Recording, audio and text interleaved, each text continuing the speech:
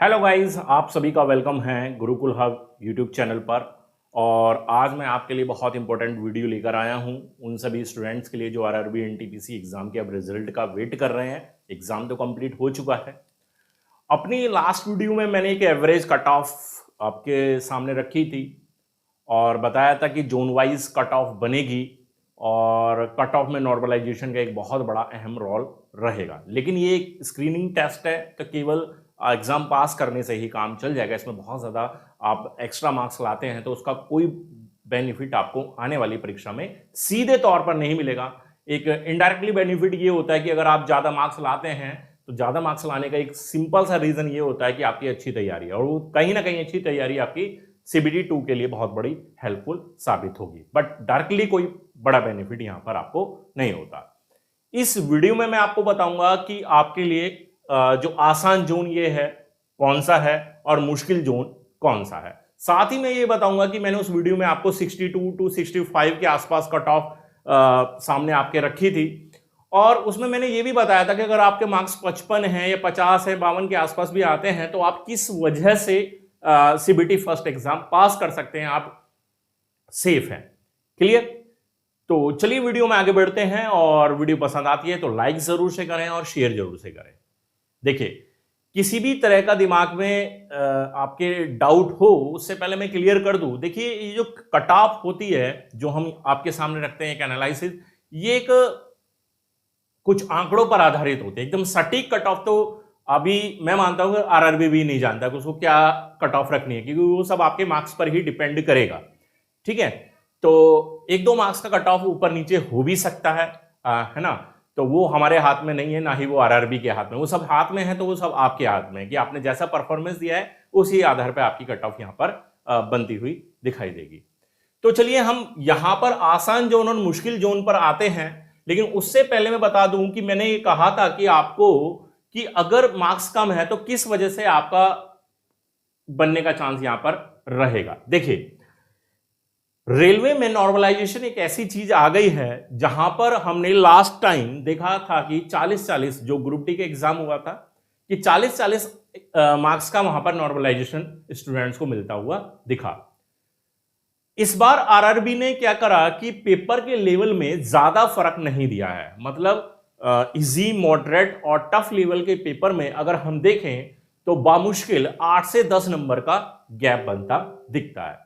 तो इसी लिहाज से हम ये भी कह सकते हैं कि जब आपकी कट ऑफ बनेगी, है ना, तो उसमें जब नॉर्मलाइजेशन अप्लाई होगा तो वहां भी महज आपका 8 से 10 मार्क्स का गैप देखने को मिले। क्लियर?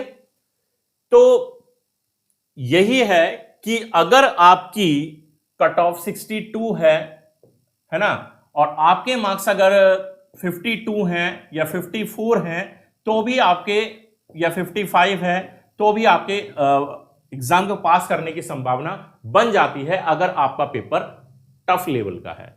अब यहां से तो आप क्लियरली नहीं बता पाएंगे भाई ऐसे तौर पर कि आपका पेपर टफ है या आसान है। हर किसी को यही लगता है कि मेरा पेपर टफ है और मेरे दोस्त का पेपर बड़ा आसान है, ऐसा लगता है। हर किसी को दूसरे की थाली का लड्डू थोड़ा बड़ा ही दिखाई पड़ता है। बट सच्चाई तो आरआरबी जानता है कि भैया किसके पेपर में कितना बड़ा फर्क है, उसी हिसाब से नॉर्मलाइजेशन लगाया जाएगा।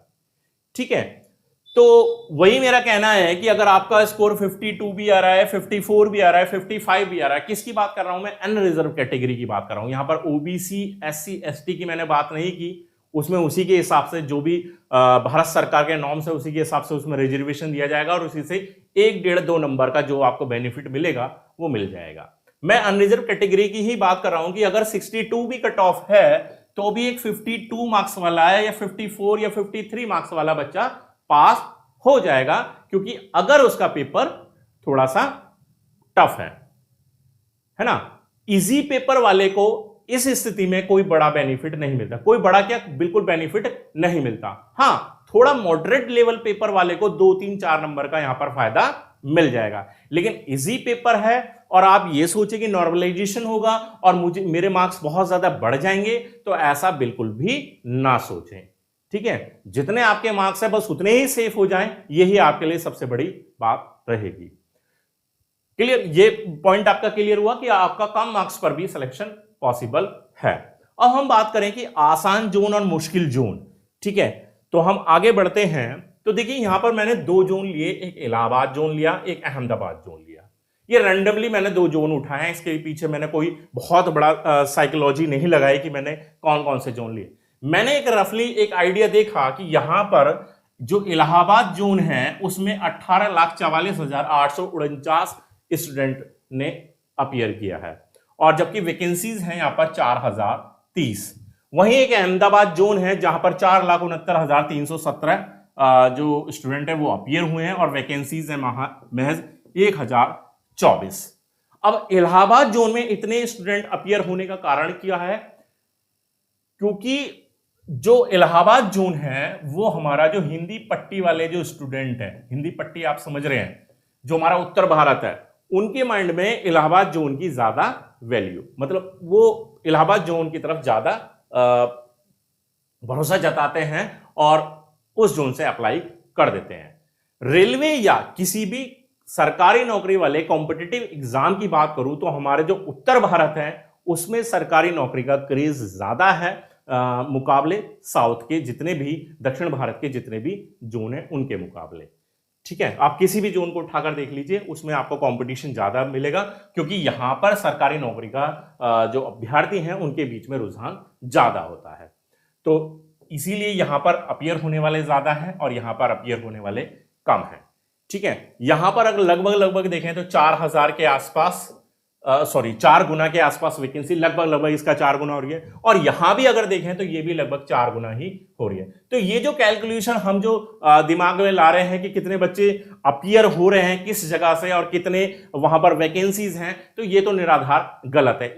इसके आधार पे हम बिल्कुल ये नहीं कह सकते भैया इलाहाबाद जो जोन है उसकी कट ऑफ जो टफ रहेगी, या मतलब ज्यादा जाएगी या फिर कम रहेगी, या अहमदाबाद की कम रहेगी। तो ऐसा हम क्लियरली इस कैलकुलेशन के आधार पर तो कम से कम नहीं देख सकते, क्योंकि यही कैलकुलेशन मैंने लगभग सभी जोन में अप्लाई करके देखी, तो वहां मुझे यहां से कोई भी रिजल्ट दिखता नहीं बन रहा कि हम इस कैलकुलेशन के आधार पर यह देख सकें कि कौन सा जोन आसान रहेगा और कौन सा जोन टफ रहेगा।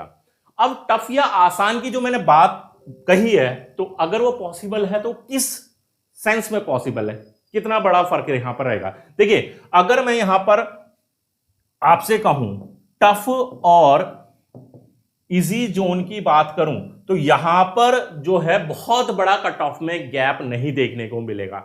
अगर मैं टफ जोन की कट ऑफ 62 बोल रहा हूं तो है ना, एक मिनट, 62 इजी की रखते हैं हम।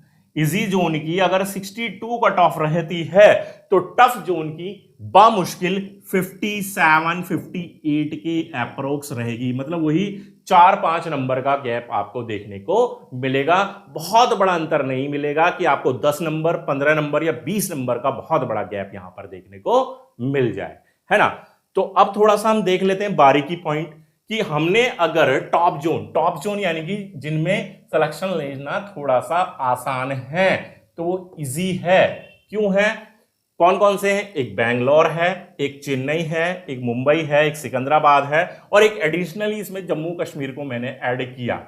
अब यहां पर हम वैकेंसीज देखें, जम्मू कश्मीर को अगर छोड़ दें तो सभी में वैकेंसीज ठीक ठाक हैं भाई। 2470 बेंगलोर में है, चेन्नई में 2694 वैकेंसीज हैं, मुंबई में 3665 वैकेंसीज हैं, सिकंदराबाद में 3234 वैकेंसीज हैं, है ना। वैकेंसीज ज्यादा होने के साथ साथ यहां पर अपीयर होने वाले स्टूडेंट भी संख्या लगभग उसी अनुपात में, जैसा कि अभी मैंने लास्ट कैलकुलेशन में आपको समझाया। बट यहां पर सिलेक्शन थोड़ा सा आसान क्यों दिखाई पड़ता है? क्योंकि ये जितने भी जोन हैं ये हमारे दक्षिण भारत के पार्ट हैं, ठीक है। और मैंने अभी अपनी शुरुआत में ही बोला था कि हमारे उत्तर भारत के अंदर सरकारी नौकरी के लिए क्रेज ज्यादा है, जबकि दक्षिण भारत के लिए वहां के जो अभ्यर्थी हैं उनके दिमाग में इतना ज्यादा क्रेज नहीं होता, क्योंकि वहां पर प्राइवेट सेक्टर में बहुत ज्यादा अवसर हैं, बहुत ज्यादा मौके होते हैं उनके पास। लेकिन यहां क्या होता है, यहां बस बच्चा पैदा होता है, कभी से उसकी प्लानिंग बनने लगती है कि जी सरकारी नौकरी हासिल करनी है, और उसी जद्दोजहद में लगा रहता है।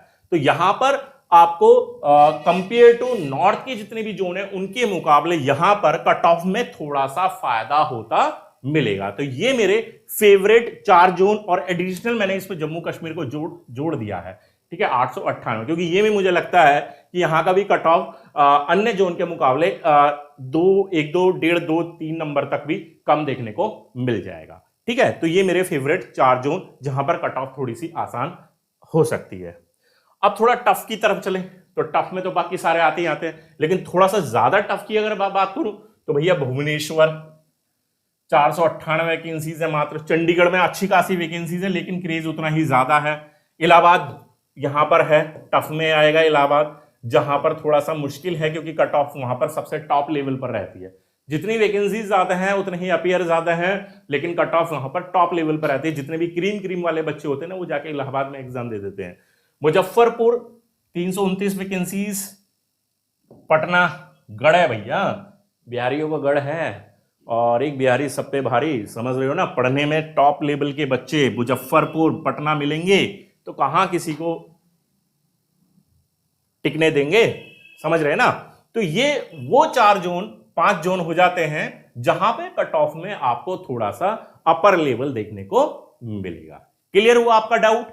तो कौन से 5 जोन आसान जोन है मेरे हिसाब से, कौन से 5 जोन है जो थोड़े से मुश्किल जोन है, क्लियर। और टेंशन बिल्कुल ना ले। अगर आप ये सोचते हैं कि मुजफ्फरपुर में आपने भर दिया और मेरे तो अब लगना नहीं है, कुछ नहीं होना, तो ऐसा टेंशन ना ले। मैंने बताया है कि ये 329 वैकेंसीज बिल्कुल फिल की जाएंगी और उन सभी को यहां पर शामिल किया जाएगा जो इनके मानक के हिसाब से जो कट ऑफ होगी उसको पार कर जाएंगे। और मैंने बताया है नॉर्मलाइजेशन एक ऐसा हथियार है जो आपको गिरते गिरते डूबते हुए को भी बचा लेता है। वो रस्सी है जिसको पकड़ लीजिए और बाहर निकल कर आ जाएंगे।